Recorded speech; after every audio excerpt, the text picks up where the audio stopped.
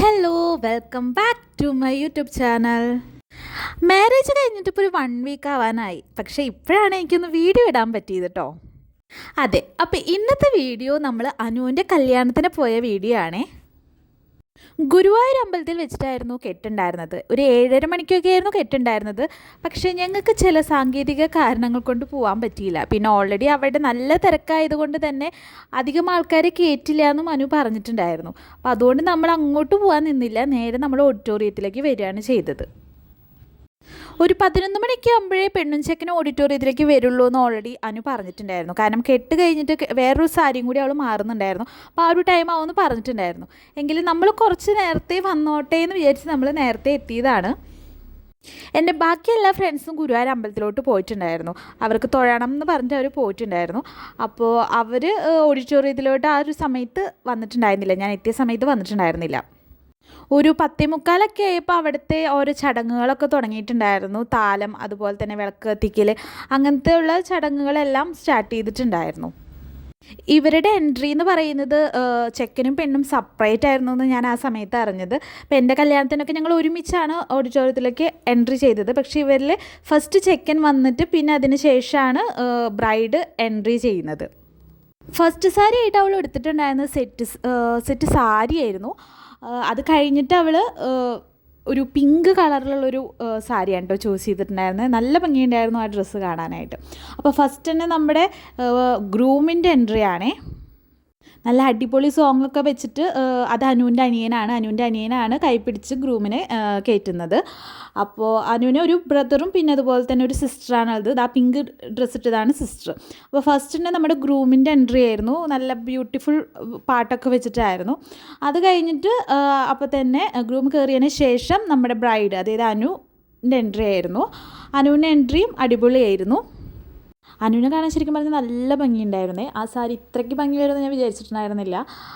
ആ സാരിയും ആ ബ്ലൗസിൻ്റെ മുകളിൽ വന്ന വർക്കാട്ടോ ഇത്രയ്ക്ക് ഭയങ്കര നല്ല അട്രാക്ഷനായിരുന്നു.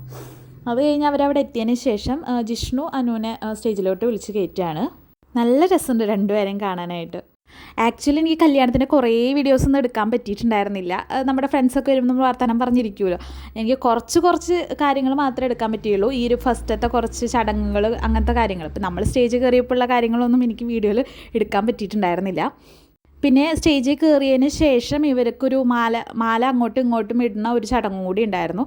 അപ്പോൾ അതിൻ്റെ ആ ഒരു സെക്ഷനായിരുന്നു. മാല അങ്ങോട്ടും ഇങ്ങോട്ടും ഇട്ടിട്ട് പിന്നെ ബൊക്ക അങ്ങോട്ടും ഇങ്ങോട്ടും മാറുന്ന ഒരു ചടങ്ങുണ്ടായിരുന്നു.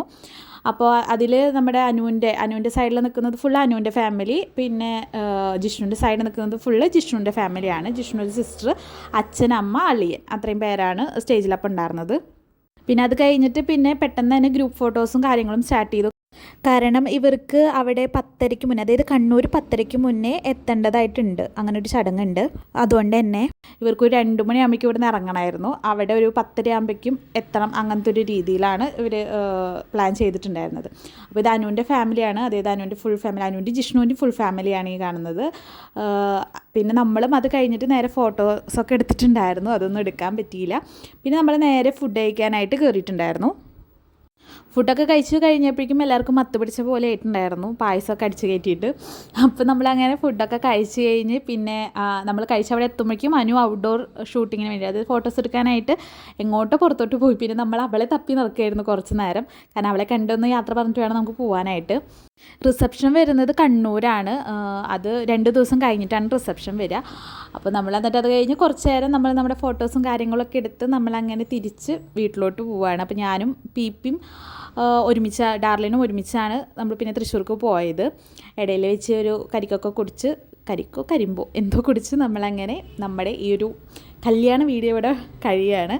അപ്പോൾ ഞാൻ കുറച്ച് ഫോട്ടോസും കൂടെ ആഡ് ചെയ്യുന്നുണ്ട്. അപ്പോൾ നിങ്ങൾക്ക് ഈ വീഡിയോ ഇഷ്ടപ്പെട്ടെങ്കിൽ ലൈക്ക് ചെയ്യുക, ഷെയർ ചെയ്യുക, സബ്സ്ക്രൈബ് ചെയ്യുക. അപ്പോൾ ഇത്രയേ ഉള്ളൂ നമ്മുടെ മാരേജ് വീഡിയോ. Okay, by.